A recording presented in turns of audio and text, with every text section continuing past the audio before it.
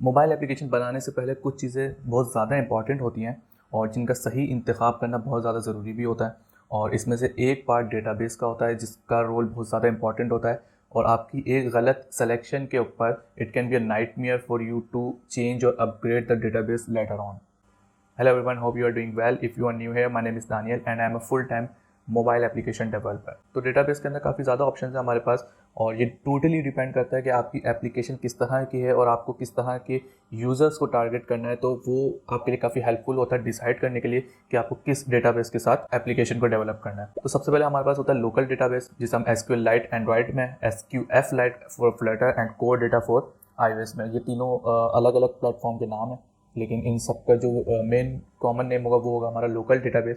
अच्छा, local database का काम सिर्फ इतना होता है कि यूज़र के पर्सपेक्टिव से, यूज़र के एंड के ऊपर हमें कोई भी एक्सपीरियंस को बेहतर बनाना हो। जैसे कि लेट सपोज अगर मैं लिंक्डइन या फेसबुक एप्लीकेशन की बात करूं, तो वहाँ पे जितना भी आप डेटा स्क्रॉल करते हैं, इंटरनेट जब आपकी कनेक्टिविटी ऑन होती है, जितना भी डेटा आप यूज़ करते हैं, तो वो आपका जितना भी ब्राउज़र का डेटा होता है वो जाके स्टोर हो जाता है आपके लोकल डेटाबेस के अंदर। लेट सपोज नेक्स्ट डे आप अपनी एप्लीकेशन को लॉन्च करते हैं फेसबुक या लिंक्डइन की, और इंटरनेट अगर आप ऑफ कर दें तो आपके पास प्रीवियस डेटा सामने शो होना शुरू हो जाते हैं।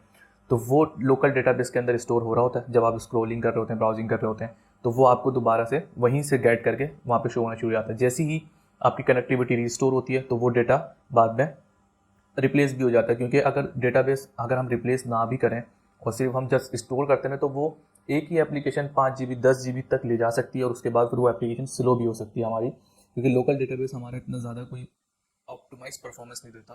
वो जस्ट एक यूज़र एक्सपीरियंस को बेहतर बनाने के लिए, और काफ़ी ज़्यादा कंडीशंस होती है। जिस तरह अगर आपको एक टू डू लिस्ट ऐप बनानी है, तो टू डू लिस्ट ऐप जब आप बनाएंगे तो जैसे आपने लेट सपोज आपने एक टास्क ऐड किया कि आज मैं एक वीडियो बना रहा हूँ और उसको मैं अपलोड करूँगा यूट्यूब पे, और उसको आपने जस्ट सबमिट किया तो वो आपके मोबाइल के डेटाबेस में जाके स्टोर हो गया।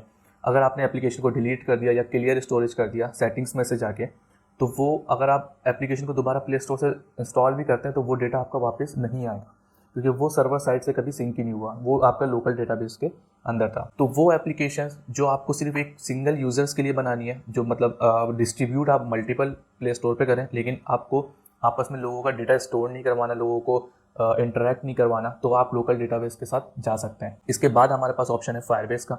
अच्छा, फायरबेस इटसेल्फ एक डेटाबेस नहीं है खाली, फायरबेस के पास बहुत ज़्यादा सर्विसेज है, जैसे क्रैशलिटिक्स है, एनालिटिक्स है, ऐप मैसेजिंग है, क्लाउड मैसेजिंग है और ऑथ साइनिंग है, और इसी के साथ साथ उनका डेटाबेस का पार्ट भी है। यहाँ पे जो डेटाबेस है ये नो एसक्यूएल बेस्ड डेटाबेस है। नो एसक्यूएल से मतलब ये है कि वहाँ पे आपको कोई टेबल नहीं मिलेगा, आपको वहाँ पे जितना भी डेटा स्टोर करना होगा वो आपका नोड्स और ब्रांचेस के ऊपर हो रहा होगा स्टोर, और जो भी आप डेटा पेरेंट में ऐड करते हैं उसका फिर आप चाइल्ड ऐड कर सकते हैं, उसका सब चाइल्ड, उसका सब चाइल्ड, इस तरह आप अप टू 32 सब चाइल्ड तक ऐड कर सकते हैं। उससे ज़्यादा भी वो ऑप्शंस दे सकते हैं, इसमें कोई मसला नहीं है, लेकिन जितना नेस्टेड आप चाइल्ड स्टोर करवाते जाएंगे रिट्रीव करते वक्त आपको उतना ही टाइम लगेगा। फायरबेस की अगर हम मजीद बात करें तो फायरबेस के डेटाबेस के लिए आपको API की ज़रूरत नहीं पड़ेगी। फायरबेस के अपने कॉलबैक्स फंक्शन है, फायरबेस का अपने SDK है जो आप अपने एप्लीकेशन के साथ इंटीग्रेट करते हैं और आप डेटा स्टोर करवा सकते हैं, रिट्रीव करवा सकते हैं, जो भी क्रूड ऑपरेशन है आपका वो करवा सकते हैं।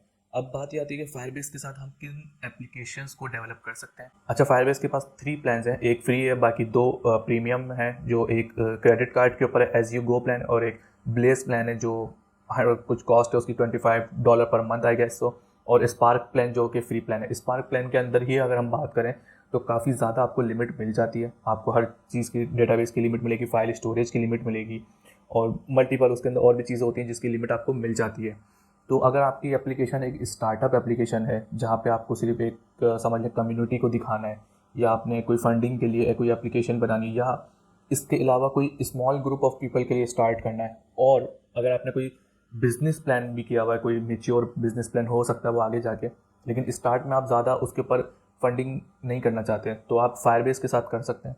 फायरबेस के साथ API के लिए बैकएंड की रिक्वायरमेंट नहीं होगी, आपको सिर्फ मोबाइल टीम की ज़रूरत होगी जो फायरबेस भी इंटीग्रेट करे और बाकी आपकी फ्रंट एंड डेवलपमेंट भी करें, क्योंकि उसमें API की रिक्वायरमेंट आपकी नहीं है।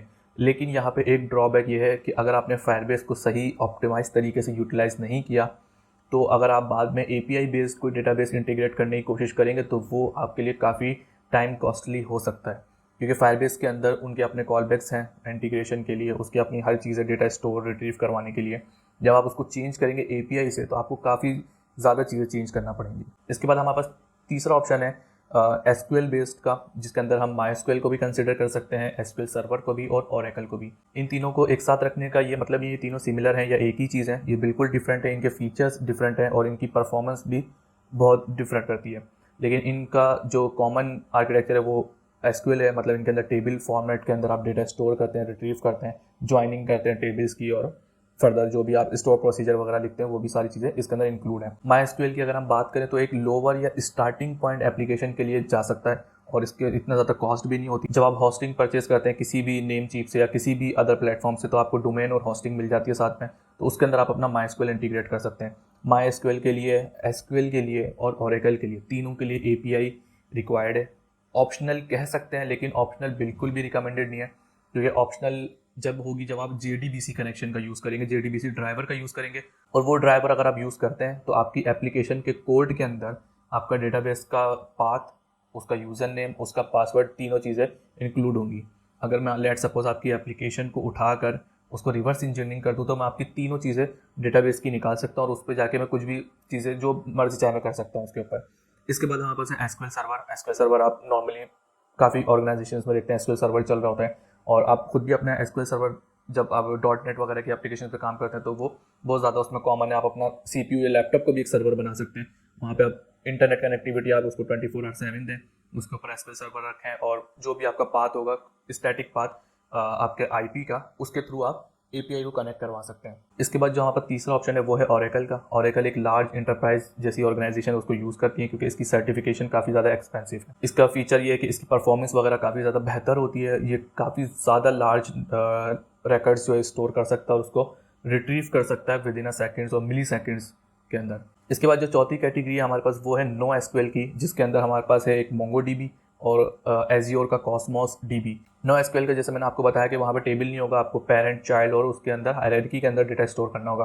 मोंगोडीबी और एजियोर दोनों की सर्विसेज आपको इंटरनेट पे मिल जाएंगी, लेकिन दोनों कॉस्टली आपको पड़ सकते हैं। स्टार्टिंग पॉइंट के लिए अगर आपकी एप्लीकेशन पहले से चल रही है तो आप उसकी तरफ जा सकते हैं, लेकिन अगर आप मोंगोडीबी खुद से अपने पास इंटीग्रेट करना चाहें, खुद से अपना सेटअप करना चाहें मोंगोडीबी का, तो आप वो भी कर सकते हैं। तो ये टोटल 4 कैटेगरीज के डेटाबेसेस होते हैं। अब इसको समराइज करते हैं। अगर आपको लोकल सिंगल यूज़र के लिए एप्लीकेशन बनानी है, ऐसी एप्लीकेशन बनानी है जो मैं इंस्टॉल करूँ, टू डू लिस्ट या रनर ऐप, फिटनेस ऐप, और डेटा आपको अपने पास सर्वर पे भी रखने की कोई रिक्वायरमेंट नहीं है, आप लोकल डेटाबेस के साथ जा सकते हैं। नाम मैंने आपको तीनों बता दिए, SQLite, SQF Lite और कोर डेटा फॉर iOS। इसके अलावा अगर आपको थोड़ी सी मेच्योर ऐप डेवलप करनी है और जिसके अंदर यूज़र्स इंटरेक्ट आपस में कर सकें, डेटा स्टोर करना हो आपको, लेकिन फंडिंग अगर आपके पास इशू है, तो आप फायरबेस के फ्री प्लान के साथ जा सकते हैं। फ्री प्लान अगर आपका सही वर्क करता है तो आप उसका ब्लेस प्लान भी ले सकते हैं और एज यू गो वाला प्लान भी ले सकते हैं, वो आपके ऊपर है। तीसरा ऑप्शन, अगर आपको डेटाबेस की रिक्वायरमेंट इस तरह से चाहिए कि आप डेटा को फैच करते वक्त काफ़ी फिल्टर्स लगा सकें, काफ़ी ऑप्टिमाइज कर सकें, तो माईएसक्यूएल, एसक्यूएल सर्वर और ओरेकल, ये तीनों आप चूज़ कर सकते हैं इसमें से जो आपको बेहतर लगे। और इन तीनों के ऊपर ये होगा कि API जो भी आप लिखवाएंगे, जो भी आप डेवलप करवाएंगे API, तो उसके अंदर जो क्यूरी के जो चीज़ें होती हैं उसके अंदर आप फिल्टर्स लगवा सकते हैं, अपनी मल्टीपल फिल्टर्स की कंडीशंस लगवा सकते हैं, जो भी आप डेटा के साथ मैनिपुलेशन करना चाहें वो कर सकते हैं। चौथा ऑप्शन है आपके पास नो एसक्यूएल का, जिसमें एजियोर और आपका मोंगोडीबी है। इसके अंदर भी आपको API रिक्वायर्ड होगी, API के अंदर आप मजीद वही फिल्ट्रेशन वगैरह कर सकते हैं। ये भी आपको थोड़ा सा कॉस्टली पड़ सकता है क्योंकि इनकी सर्विसेज थोड़ी सी एक्सपेंसिव है। अगर आप अपना सेटअप करना चाहें तो वो आपके ऊपर, उसके लिए तो फिर आप किसी भी डेटाबेस के साथ जा सकते हैं एक्सक्लूडिंग फायरबेस। तो ये टोटल नंबर ऑफ डेटाबेसेस हैं जो देखे जाते हैं at the time of development of application. तो इसमें से आपकी रिक्वायरमेंट क्या है, आपकी चीज़ें क्या हैं। ई-कॉमर्स की एप्लीकेशन है, अगर वो स्टार्टिंग में बनानी तो आप माईएसक्यूएल के साथ बना सकते हैं। API अगर आप लिख लें, अगर API के लिए आपके पास कोई बैकएंड टीम नहीं है तो आप सिंपल PHP की कोर API लिख सकते हैं। आई होप ये वीडियो आपके लिए काफ़ी हेल्पफुल रही होगी डेटाबेसिस के लिए, कि मोबाइल एप्लीकेशन डेवलप करते वक्त कितने डेटाबेसिस होते हैं हमारे पास और किस किस का क्या क्या पर्पस होता है। तो अगर कोई आपका ऐसा सिनेरियो, कस्टम सिनेरियो जो मैंने मिस कर दिया, तो आप मुझसे कमेंट सेक्शन में पूछ सकते हैं, मैं आपको वहाँ पे रिप्लाई दे दूँगा।